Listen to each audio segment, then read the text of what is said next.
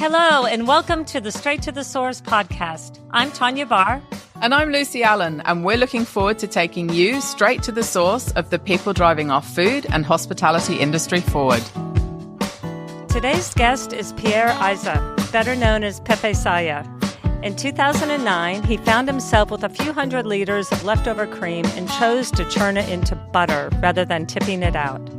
From farmer's market stall to a global brand, Pepe and his wife Melissa have built a business on cream, culture, and craftsmanship. Today's episode is proudly brought to you by our friends at Unox Australia, industry leaders in cutting-edge kitchen technology and innovation. Welcome, Pepe. Thank you. Thank you for having me. So 17 years. Yeah. 17 years of cultured butter making. Is that right? It goes by fast, you know. When I think back, I think, wow, that was only yesterday. So how did it all start? Well, we owned quite a small boutique dessert, grab-and-go dessert company, and we were supplying into Thomas Stark's and Harris Farm and a few delis, and we're actually doing it at Sydney, Melbourne. And we had some cream left over at before Christmas, and long story short, we decided to churn it into butter. Mm-hmm. And then the butter didn't taste that great. So that's the sort of gist of it. And that got the gray cells thinking, hey, how do you make good tasting butter? And the journey started right there in that point. Have you always had an inquisitive mind? Yeah, I think I would say that. So I've always thought, like, if I come up against a wall or a dead end, I always look at the solution of how do I actually get through this, and what does this mean, and why do these butters taste so good, and this butter we just churned out of straight up cream tastes horrible, like it just didn't have any flavor. But I guess the essence of it is that you can make products, but if there's no market, it doesn't make any sense. So then when we went out to find a market for the cultured butter, we realized, and this was the light bulb moment, is when we were being told that all the hatted chefs we were booking in butter from France, we knew, oh, okay, well, there's a market here. Why are they bringing butter from Europe? So what's the difference? Can you explain what cultured butter actually is? Yeah, I mean, the fundamentals of cultured butter is that you give the fat inside of the cream flavor. So it's all about the flavor and about when you cook with it, what flavors are released. That's the fundamental, that why we do it. But there's multiple cultures that you can select from? Absolutely. You can put any culture you want in. So the way cultured butter is made is very similar. So think of it, first we start with the cream. So the cream is fresh cream from a farm. You want the acidity of the cream to just drop a little bit from say neutral 6.5 to 7 down to about 5.8. And then you add in a lactobacillus culture that ferments, and basically what's happening there is the cultures eat the lactose, converting into lactic acid, making the cream sour. And then once that cream is aged and it's sour enough, you churn, and then you have cultured butter, and that's cultured butter. And you do it for flavor. Some people believe they do it for health because it's better eating fermented dairy. Mm-hmm. We do it for flavor, and the byproduct of that is that people that want fermented dairy, this is 100% fermented dairy. So with the surplus of cream that you had, you turned it into butter because you had an interest in butter, but also you want to just salvage your investment? I wanted to salvage the stock. So we had about 200 liters of cream left over, and we didn't want that to go to waste. So we churned it, thinking, okay, well, we use this to make crumbles, to make apple crumble, whatever it might be. So yeah, that was it was a good well, look what came out of it. So it was really Fast good. forward 17 years, and here we are today. So it was sort of like, yeah, look, let's not waste this. Let's not waste this food. We'll use the buttermilk. But the sad thing was at the time, we didn't really know what we were doing. So we churned 200 litres of cream and got 10 kilos of butter. And the butter tasted horrible. So it was sort of like, well, yeah, there's a business here. There's something in this that's very interesting. So you mentioned chefs were using imported butter. I'm assuming from France. Is that right? Yep. And did that kind of set you on a quest to do more research and reach out to more chefs? And if so, what was their response like? Well, it all started. So we thought, let's ask the people in the know that like chefs use a lot of butter, and we'll talk to them. So the first chef I spoke to was in a 3-hatted restaurant in Sydney. And then I got a meeting and I sat with him and I said, okay, well, what butter do you buy? And he said, oh, we buy French butter. And then I was like, oh, okay. You do realize that Australia produces a lot of butter. And he said, yeah, but Australian butter tastes like salt and water. That's exactly his words. And then I said, no depth. Is that? Yeah, it's just had no flavor. It was just salt and water. That's all you could taste when you ate it. And he said, we have to book our butter yearly through distributors to bring it in. And if we don't book it yearly, we don't get the butter because they have to bring it in. It comes from overseas on a boat, and it tends to not be fresh. It's coming frozen, right? On a boat. Yep. So we were like, wow, okay, there's something in this. So that got to the point where, okay, if we could produce a really good tasting butter, we could potentially compete in this market because all the hatted restaurants, just them alone, are buying in imported butter. So it makes you think, well, we have the cows, we have the cream, we have the milk. Why aren't we making it here? It's just a matter of someone doing it, right? The cream that you were buying for your dessert business, did you have a relationship with the farmer? No. So we didn't buy enough cream to buy from farmers. But that's really interesting that you say that, because then when we started making the butter, we needed pure cream. It couldn't be adulterated in any way, shape, or form. So most of the creams you buy now off the shelf are adulterated. You know, they add milk powders, whatever they add in to make it how it is, to extend it. So we went in search of a local dairy, and that's where we came on Country Valley John Fairley to supply us the cream. Like, it was insane. And originally, it's so funny, I got on the phone with this guy and he was like, no, we're going to make butter here in the farm. I've been researching this for a while. You're not going to sell you the cream. And then it took a while. We convinced him, and, eventually he sold it to us. So it was very hard to get fresh cream, extremely hard in the quantities we needed. So at the time, you were based in Tempe, were you?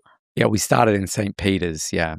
And John Fairley's farm is in Picton, which is only, an hour outside of Sydney. Exactly. So you can't get much local than that. No. That was beautiful. But in the early days of trying to move it, that didn't really matter, because you're talking 2009. Local was only on the edges. It was sort of like, it wasn't mainstream yet. It wasn't like, now any chef in Australia is going to go, oh, I want to use local first. And I respect chefs that say, I want to use best in class. If local fits that, I'll take that. If it doesn't, I'll import it. That's fine also. So local wasn't really a thing. So you would still go down to a 3-hatted harbour restaurant and be served imported butter,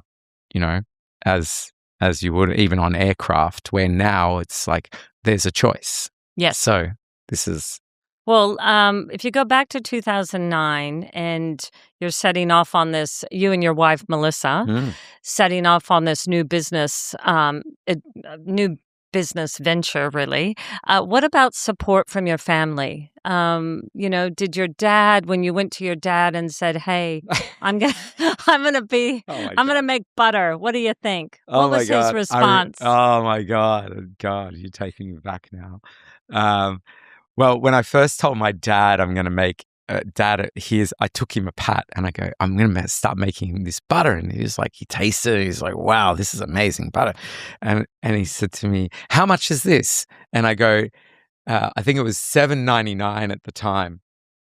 And he went crazy. He goes, I buy my butter now for 99 cents from Aldi, you know, like what the hell are you thinking it's going to fail? So yeah, there was a lot of that at the beginning. Like, how can you make a butter that expensive?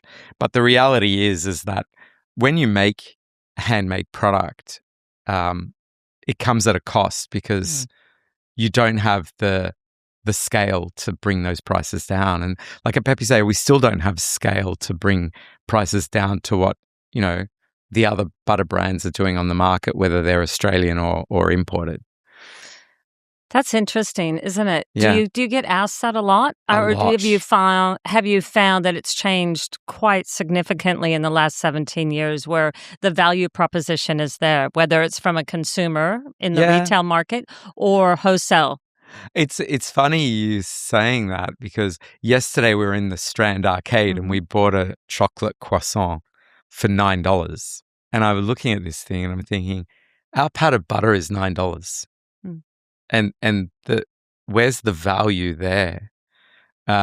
Where what you find now is there's so much pressure on trying to keep those prices lower or low enough within our business, where before it was the pressure was from the outside to keep the prices lower.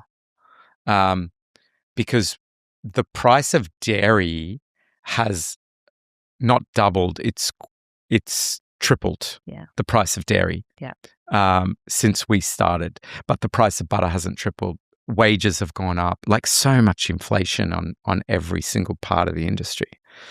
Well, prior to starting your dessert business, you were in recruitment. Is that right? In recruitment, yes. And marketing, you've always had. Yeah, I studied marketing. Yeah. As like I don't really call myself a marketer, but I did study marketing. It's a discipline I really love. So at the core of your business is cultured butter. Yes. And you have salted and unsalted. Unsalted. Which one is the best seller, can I ask? Oh, my God. I think like in most countries around the world, salted is 10 to 1 in sales. You know, everyone prefers salted. In Australia in particular, people will look at unsalted for cooking when they bake, but salted for everything else. And then you have the really smart ones out there that use salted butter for everything, cooking, baking, everything.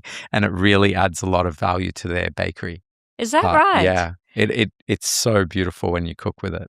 And it's adding value because of the flavor, or also they don't have to have the additional salt added? I think from our point of view, we salted at 1% salt. Okay. Which is the average salted butter out there is 2%. We went for half of that because we wanted the butter to be rounded in flavor and not dominant in salt flavor. So we wanted to just let the salt do what salt does and bring enhanced flavor rather than dominate. So you can bake with our salted butter and you'll get a great result. So what salt are you using? We only use Olsen's salt from Eyre Peninsula. Okay. We use half fine salt, really fine salt, so it blends into the butter, and then we use half salt flakes. Okay. And that sort of stays little tiny pieces in the salt when we need it. We add that in when we need it. So that's a beautiful partnership we've always had with Olsen's salt. So the first pats of butter that went out in 2009 had Olsen's salt in them, and it's something we're really proud of. We love those guys. They do a great job. They're wonderful. And do you remember, I don't know, it might have been 2014 or something, where we were in Whyalla in South Australia together. Yeah. And touring Olsen's salt. Seeing how it was made. Yes. Yeah. Yes. So we did trial a bit with some pink salts in the early days. And what we found is it left a slight mark, a brown mark in the butter where the salt lines would be dark.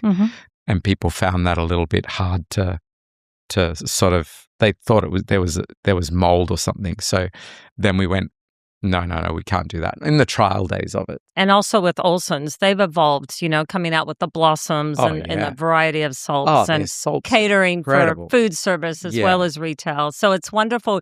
You guys have kind of been on that path together, haven't you? Yeah, we've had a lot of fun over the years with Olsen's. We love Alex and the team. They're all lovely people. So yeah, and we do a collab at the moment. If anyone wants to try if they don't want to have the butter with the salted butter in it, they can try the caramels. We do the beautiful little salted caramels together as a collab.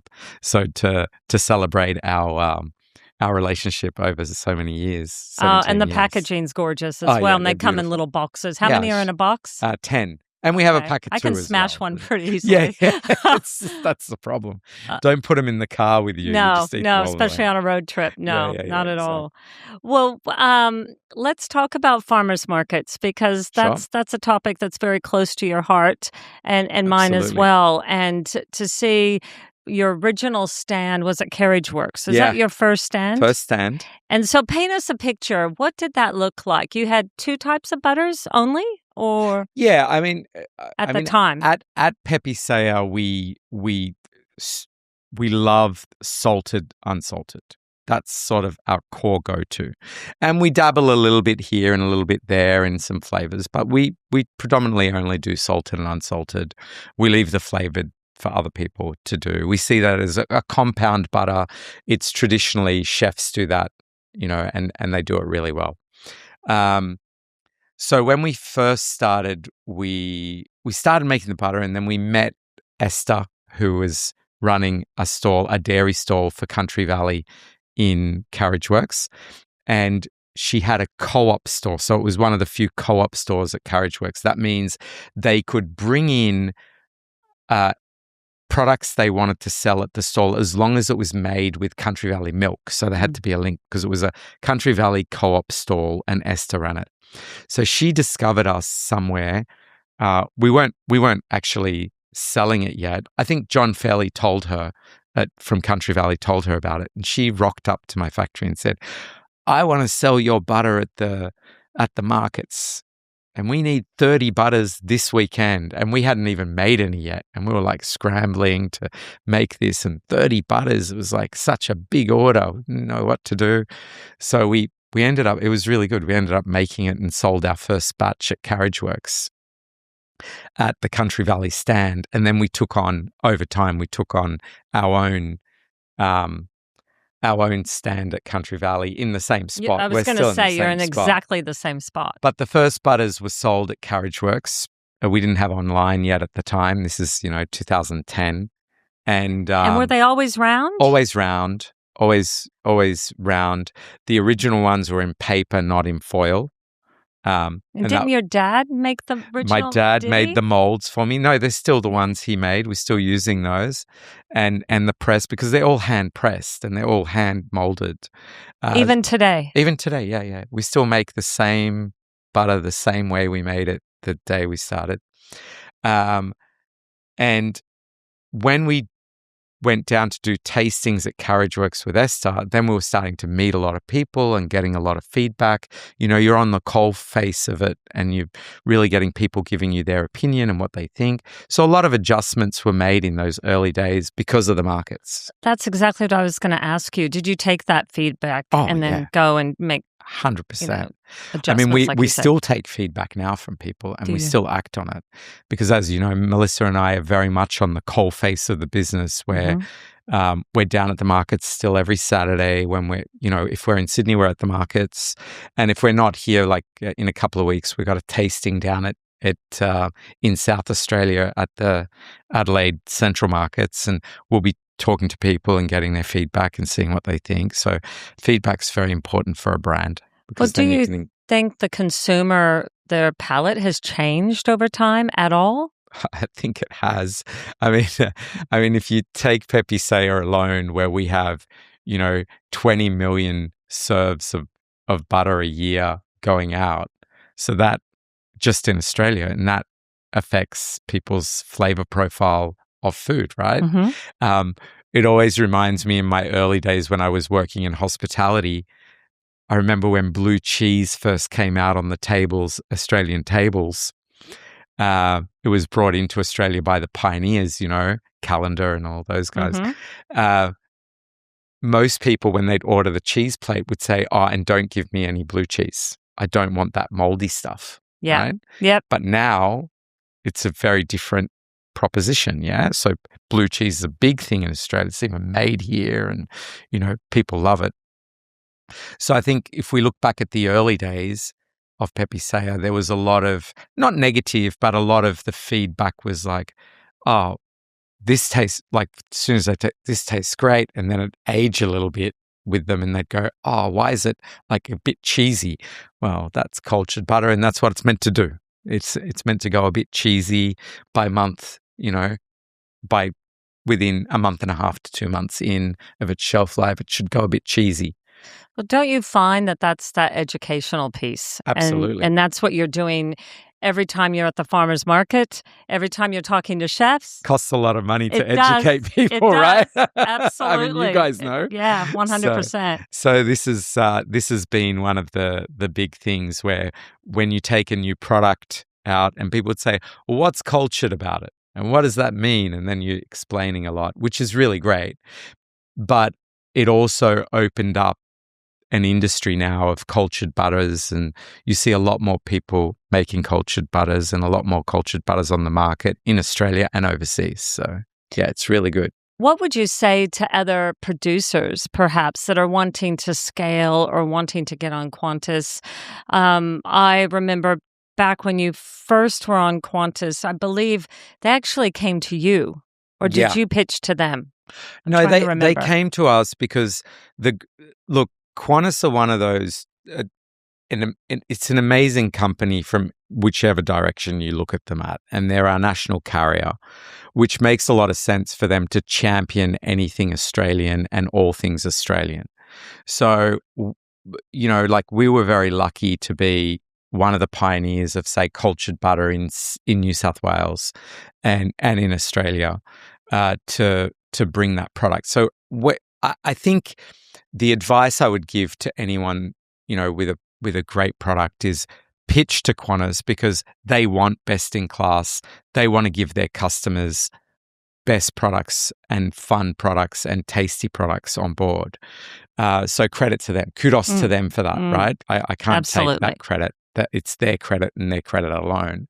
I mean, they did make a significant breakthrough for our business in the market. When most people just go, "Oh yeah, we're using imported, we're just going to stick with that," Qantas took us on, which broke a lot of barriers down for us. So that's something we wear on our sleeve and have a lot of respect for Qantas for doing that for us. No doubt. Well, from a growth perspective, let's talk about North America. Oh, yeah. Let's talk about North America. But, how did that come about? It's been in the news that the Amish in Pennsylvania, that you've been living with the community. And, it's very not surprising. It is surprising. It's one of those things. It is. How in the world did that come about? Oh man, what a trip that's been for the last couple of years. It's been crazy. So during the pandemic, we get a call from a supermarket chain in Texas called Central Markets, which is owned by HEB. Mm-hmm. So they're quite a large organization, but the smaller part of HEB, Central Markets, is only 11 or 12 stores. Okay. So they're very bespoke, they're similar to a Harris Farm equivalent in Sydney. And they contacted us and they said, "Oh, look, we'd really love to put your butter in." And we were like, wow, someone from, it's like, yeah, we'd love that as well. So let's do it. And they said, "Well, can we get it in?" And go, "Yeah, as long as we can freight it there." And at the time during the pandemic, freight was subsidized quite heavily by the governments because they wanted to keep everyone working and get you products. So we started supplying them, and a year or something passed by, and then then the restrictions were lifted and, everything started going back to normal, and freight went back to normal. But freight didn't go back to normal. It went to triple the price. So to get the butter over to these guys at Central Markets, which was selling incredibly well, by the way, so we didn't want to let go of that, the freight worked out per unit more than the cost of the butter. So hang on, were you air freighting? Were you sea freighting? Was air it freighting frozen? and Was sea it fresh? freighting, but mainly fresh air freighting. Okay. So they did a deal with us and they decided, okay, no problem, we'll split half and half the price of the butter. The price of the cost of the freight. And then that sort of worked for a little bit. And then you get to the point where, we're losing money on this, but you want to stay in store. You want to see if you can open up that front or take your business there. So we sort of hatched a plan in our management team that, look, it's probably worth us going over to Fancy Food Show in New York and seeing if we can take this further, but make it there. Because we had this philosophy of, well, if there's cows in America, that means there's milk and cream. That means we can make it there. Like, you don't have to ship it from here to there. You can just make it there. So instead of exporting the butter, you export the brand and you make it there. So, and that's exactly what we did. Melissa, my wife, and our comms manager, Georgia, they went over and took a stand at Fancy Food, and they put a little chalk written sign, blackboard with chalk, going, we're looking for a dairy partner and we're looking for distributors. And so many people came up. And one of the groups that came up to us was some Amish farmers that were there promoting their cheese on the Pennsylvania stall. They got given a stall by Pennsylvania State, and they were there with their cheese trying to find distributors. And they came down and they spoke to Mel and they said, well, if you're looking for milk, we got 5,000 cows. How much milk do you want? When do you want it delivered? And Mel was like, no, we actually need somewhere to make it, and we need cream. And they said, well, we've got space and we've got churns and we've got this and we've got that. And that, so to put it in perspective, Mel met the Amish in July 2023, and our first pat of butter got made and sold in March 2024. Okay. So it was like 7-8 months. We were already in the market from that first conversation. That's extraordinary. Insane. Nothing moves that quickly. Like, America does not move quick like that. Like for us to onboard a distributor there, it's like 6 months to a year work. In Australia, we can onboard pretty quickly with distributors, but still, that's insane. It was amazing. And then we found the distributor we wanted, and we wanted to work with. Georgia found them at the show. So it's been a wild ride. Now we've got, I think, over 12 distributors already within 2 years, and we're East Coast, West Coast already. So that was, we started in the middle, mind you, but now we're East Coast, West Coast, which is pretty special. That's very special. Yeah. And how did you go about sharing your ethos and your techniques with the Amish community? How did that relationship develop? Because trust, I imagine, would be play a huge part. Even now, I'm sitting here and they're making butter, and they're sending out online and they're doing it all. So they're doing a great job. The Amish, when I first did our training session, I get there and it's my first time there, and we had about 18 people that were going to be butter makers with us and packing butter and churning butter. And I asked the question, okay, how many people in the room have made butter before? Every single person put their hand up because they make it at home, right? Yeah. It's part of their culture. And they've been doing that for 300 years.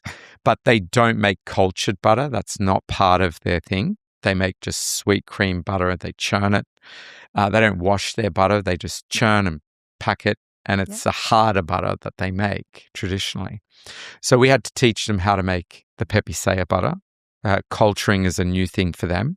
They do make yogurt, so it wasn't that hard to sort of, because it's the same principles. And then our churning techniques are very different, and the churns we use are very different.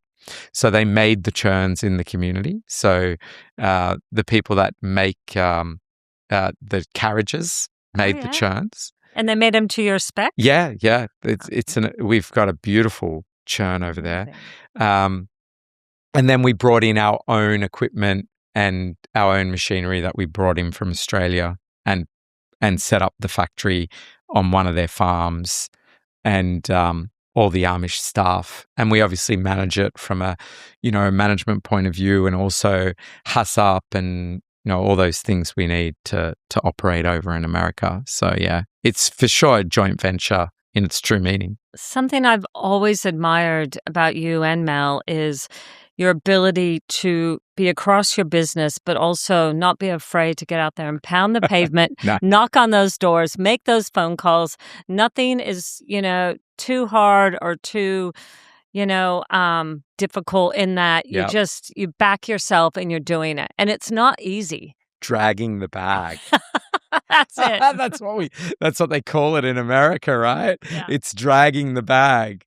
So we were very fortunate that everyone that we met in America, and this was incredible. I don't know if it's when they met us and they were like, yeah, we're charged by this idea. And, we were, the distribution company the owner of the distribution company, spent months and months with me on the road, literally dragging the butter bag from place to place, because it was so difficult, like the size of the market as well. Well, when I would see your messages and you're in San Francisco and now you're in San Diego and I'm sending you messages, and my cousin, as you know, I've mentioned, is in the food industry in the whole on the West Coast in San Francisco. And she's just like following you as well. Yeah. And it's wonderful to see this momentum happening. So often in business, we think that's too big of an elephant. We're not going to even try. But that hasn't stopped you. No, but I must admit, I've probably grown in my knowledge of the market by 10 times from just the 2 years in America, because it is so different. You have to find solutions really quickly. Is that right? In what way? So, for example, we come out of an environment here in Australia where, the traditional way of entering the market is you go to your distributor, you pick a distributor, you have meetings, you say, I want to take this product to market. You're an unknown, and they take a bet on you and they go, yeah, we like it. We think our customers would like it. And then they take it on and start distributing it, and then you get some business. Where in America, because of the saturation of the market, the size of the market, the size of distributors, when you go meet a distributor, they're like, well, no one knows who you are. And we're like, yeah. And they go, well, I'm not going to throw resources at this so people can know who you are. Why don't you go and find the customers? And when you get 100 customers interested and that have signed on the bottom line, come back to me. Present that to us, and then we'll see. Right. Yeah. That is like when you're confronted with that, and you're just going, wow, okay. So, you got to drag that bag, and you got to go like we in New York and Brooklyn. And that's why I know the area so well. You're on the pavement, with a cooler bag on your shoulder with ice and samples, and you're knocking on every cheese shop, on every supermarket, with no appointments, because no one's going to give you an appointment. And you're saying, calling. Can I see the dairy cabinet manager? And then they're not there. Or do you have an appointment? No, I don't, but I've got this. And, you've really got to hustle. So what about the response, though? What about the response? Are they asking, is it American made? Are they intrigued and, more interested because the butter is made in America? Or do you think Australian made has more clout? No, we entered the market it's an American product made in America with an Australian backstory. Okay. that we're very proud of, right? So that's that. You can hear it in the accent. It's not like you can fool the Americans at all. So when we'd go in and do a pitch, it was always, this is American butter made in Pennsylvania, and the brand originates from Australia. So the brand heritage is Australian, but it's made here in Pennsylvania with American, from American cows with American cream. And the culture, obviously, it's a European-based culture. So I think the uptake for the Americans when we first entered the market was that, oh yeah, this tastes good, it looks good, yep, we'll give it a shot. Most people were like, yep, we'll give it a shot. They were very open, the shopkeepers, because they like to have something new for their customers, right? Yeah. Everyone does. The distributors weren't so, welcoming in that sense. They were like, oh yeah, they just saw hard work, yep. New entry. So that sort of stopped them. But the American made thing, I think it resonates more now after the tariffs have come on, because we saw that shift on the coalface from when tariffs were announced of before tariffs. So we're in the market for a year before tariffs and now a year and a bit after tariffs, and we're seeing the result of that. Can you elaborate on that? So before tariffs, there wasn't that push from the main buyers of made in America to save money. And that's the only draw, I think, or the only caveat at the moment. And I think that'll develop over time, where in the purist crowd, I think the buy American, buy local is always there, just like it is here. But in that mainstream, it wasn't there, that buy local, buy American. It was more about the dollars and cents. But after the tariffs, you definitely feel the difference. Like every single person is asking us, is this made in America? Yep. Where is this made? So that was very interesting to us. Now we didn't know tariffs were coming. We just happened to be, maybe when we started here, like in 2009, we didn't invent the local or made in Australia, but we rode the wave of the beautiful people that came before us that set that all up, that did all the hard work. Yeah. Well, I have to ask you, from an American consumer point of view, has anybody said, how many sticks is this round of butter? Yeah. Look, definitely, like the butter stick is a big thing. It is. Like, and recipes are all around 1 stick of butter, 1.5 sticks. So 100%. I think that coming into the market with a round is always going to be jarring. In a sense, but it does make you stick out on a shelf. Oh my God. I mean, most people think it's camembert when they first look. Like they go, the first look, that 3-second look, people say to me, oh, what sort of cheese is this? Yeah. You do get that a lot. Mate, one 100%. Of my favorite things to do if I'm having a barbecue is to order the 2-kilo round. I style it up with the radishes, the salt, and some beautiful bread, and I put it on actually one of Pino's old butcher's blocks that I got and I restored, and I wheel it around my house. And at first, people look at it like it is a big round of cheese. And it just is a big hit every time. And then when the barbecue is over, I cut it all up, I wrap it up, and I put each of the quarters in the freezer. Yeah. And then I just use it's the best thing. Good. It's just so good. So good. I mean, for me, if you really want to taste cultured butter, the Pepe Saya cultured butter, fry an egg in it. Yeah. Just fry an egg in it. And you will get those flavors just completely released. Like as soon as you heat it up, the whole house will smell like what cultured butter smells like. It's unbelievable. So under your portfolio, under your umbrella, let's talk about the maple butter. Yeah.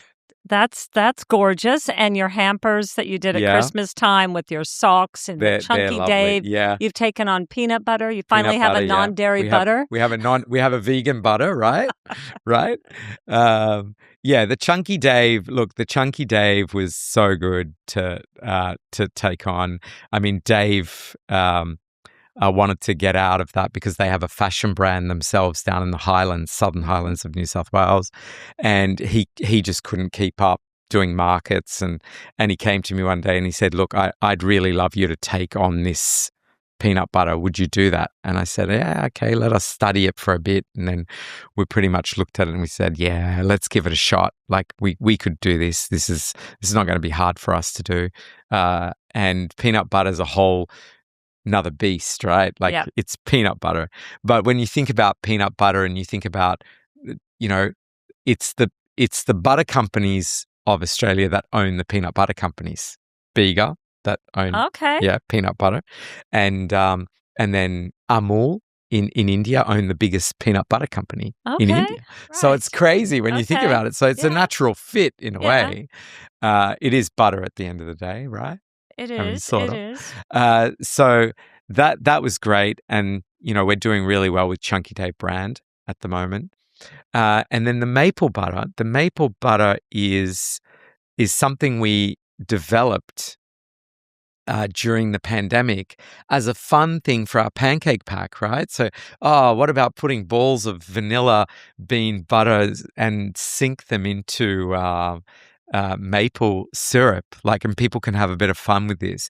And then when the pandemic was lifted, we were actually deranging the maple butter, and then we had a lot of pushback. No, you can't do that. You got to keep it. So we kept it, and and in America, it's such a big moving product. 100%. Oh, I can only imagine. Yeah.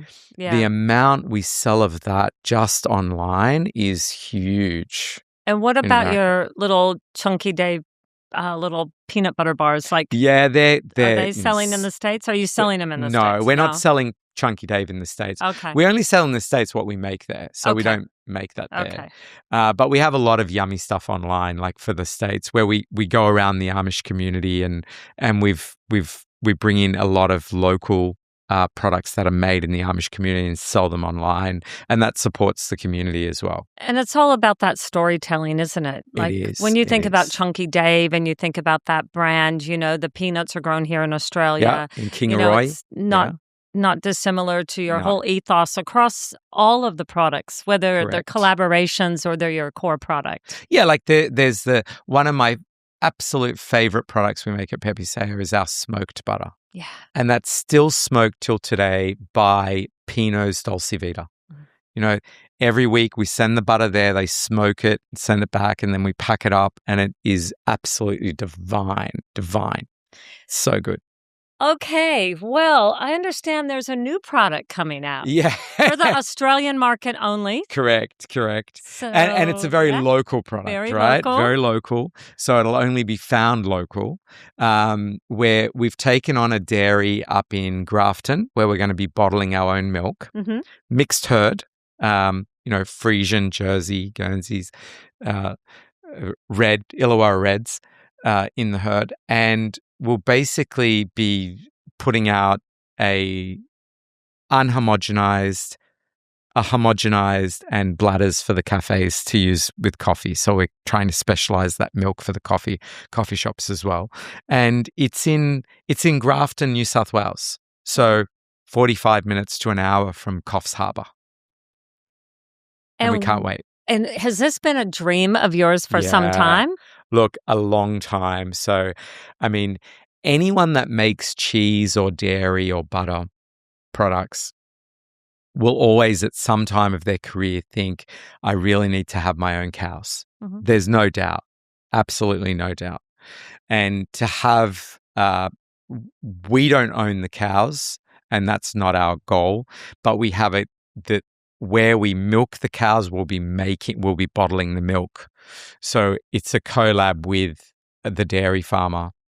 Dairy farmers in Australia need to have diversity of way to market. And this is the big thing. Like, you speak to any dairy farmer right now, they will say, I wish I had my own brand to go out to the market as well as supply the big guys. Because they need to diversify that supply chain. And it's adding multiple streams. Absolutely. Yeah. Today they're selling to this person. Next week they've been bought out by a big guy, and God knows what's going to happen. So there are major flaws in our industry that need to be corrected. And I think this way of doing things is a good thing. So we have a lot of cafe owners that listen to our podcast. So Right. in terms of distribution, are you talking all of the Eastern Seaboard or Queensland and New South Wales only? Our path will be Brisbane to Sydney. Okay. So that's our path, being in Grafton. And there's an elaborate plan with Manning Valley in there as well. Okay. Where we set up we've already got the premise for Manning Valley. So we start at Coffs Harbour, also open up at Manning Valley, and then supply that Brisbane, Sydney, and everywhere in between. So now, in conversation now, just before we start, the plan is so big, but what's going to happen when we open, it'll be very, very local. It'll start really small at a core and then start building outwards, depending on supply and depending on how we go and, perfecting it. So for sure, we want Coffs Harbour. We want, Grafton. We want Gold Coast, Byron. Like all those areas are within reach of Grafton. Like a couple of hours. And you've got distributors lined up. Yes. Okay. Yes, we've already been working on this project for a very, very long time. Like this is the execution stage of the project, and it can only be executed because we have found the right partner farmer to do it with. Without the right people, you can't do it. No. You need the right people. Like they're as committed as we are. They love the brand. They love their cows. They love that. You've got to be doing it for the right reasons. If money is the reason, forget about it. It's time to walk away from the project. When we deal with people and it's just money, it's a walk away. Not something we're interested in. Well, obviously we're interested in, making a profit and breaking even and being sustainable. Absolutely. But it can't be the fundamental reason of the why. Yes. It has to be the why for us is what are you giving? That is always going to be the fundamental, first thing written on a business plan is what are we giving? And then if we can answer that, and they match what we're doing, then they're the right partner. That leads me to a wonderful modern milkman doing great work with his business Restore. Oh, yeah. And let's go to the other scale. Let's talk about bespoke molds and creating butter for the community and telling that story. How did that come about? Well, it's really interesting because Susie, who works with us, one of my associates, she met Dominic from Restore at Bondi Beach Farmers Market, and she was saying to him, he was selling milk in glass bottles and the eggs, and it's all you bring the bottles back and they wash them and they refill them and all that. He's doing such a beautiful job with it, and I think she said to him, "You need a butter," and he wanted a butter that represented that it's in paper, it's there's no foil, there's no plastics, there's no nothing, because he's going direct to home. So it's sort of like we deliver the butter to him now on a Thursday and you've got it on a Friday, so it's so fresh. It can be done in paper, it can be done that way. So he wanted something uniquely to tell that story of Restore, to carry that brand through. And we thought, we could really do something with these guys. This is a really good project that we really loved, because once we met Dominic, first it was like, is this for real? And then we met Dominic and we thought, oh, this is actually for real. This guy really wants to do this. So we said to him, well, we could come up with some beautiful designs for you, molded butter, and wrap it in paper, and it could help tell the story of what you're actually doing there at Restore. And they were all on board, and we did it, and it's really worked a charm. Like the butters are absolutely beautiful. Like it's fantastic. How many different types are there, and where are these molds coming from? Well, some of the molds, most of the molds that we have at Pepe Saya, we've bought over time in Europe and France, and Germany has a lot of that. So molded butter has always been a thing where they, you make butter look a certain way, give it art, and make it so prestige that you just want to go in and, it gives you a feeling when you go to touch it, or cut it or smear it or whatever you do with it. So we developed our own molds with Dominic from Restore to tell a beautiful story. So one of them has a Illawarra red cow on it because that's a breed of cow that was developed here in Australia, in New South Wales. And there's another one with a heart on it that has native buttercups on there. And then the other one has two chickens facing each other. It looks so rustic and beautiful. And I think because one of the things is that you eat with your eyes, and just having that beautiful artwork really tells a story about what you're about to eat. So it elevates your food for you to think about it differently. And that's, I guess, what we're trying to do with it. Well, I brought in, and I know on YouTube you'll be able to see this, and obviously if you're listening to the audio, you won't. But I brought in my grandmother's butter container today. But this butter container, if I can describe it, is crockery. It's got a very old-fashioned handle. It says butter on it, and it's incredibly old, but that's what she used to store her butter in. And she used to get the big, I think it was like 4-gallon jars, and then skim off the cream, make it and put it in that. That's just for our family. But I thought, is that a gift for me? No, I'm sorry.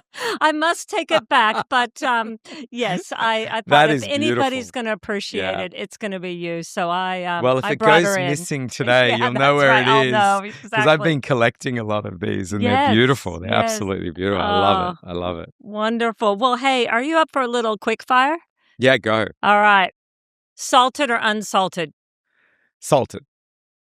One thing chefs still get wrong about butter. To cook with cultured butter. Butterboard trend, genius or gimmick? Gimmick. Aha moment when you realized the butter business would overtake the dessert business. Oh my God, yes. Jeez, that happened early on. Okay. If butter was a personality trait, what would yours be? Happy. Biggest risk you took that no one saw? That no one saw? Yeah. Starting a butter business. Yeah. Except your father back in 2009. And what would he say today? He said to me that, this is incredible. He can't believe it actually worked. That you could actually make butter like that. Isn't that amazing? It really is. Is he still going to Aldi? No, he doesn't live in Australia anymore. Let's see. I've got a legacy question. Yeah. In 20 years, what does Pepe Saya Butter Company stand for? I think consistency and quality is got to be our answer to that. Like, quality has to come above everything else. And lastly, when you think about going straight to the source, what does that mean in the world of butter? Well, in the world of butter, it means that you know the cow's name. To put it, to take it to that point, but you know the cows, you know what they're eating, you know what the farmer is planting. So we're not as sophisticated here in Australia, where we're not yet planting for flavor, but we will be eventually as competition increases. This is the good thing about competition. And you need to break through the market with flavor. You're feeding your cows grasses that give the flavor into the finished product. And that's what straight to the source means to me. Well, Pepe Saya, Pierre, so much respect and love. Thank you so much for coming on the podcast today. Thank you for having me. We could talk for hours. And cheers. Cheers to you. Thank you so much for listening in. We really hope you enjoyed the conversation. We would be keen to hear from you. If you have a story to share or a topic we should bring into our conversations. And a special thank you to Unox Australia for their support in this series, where leadership meets the future of food.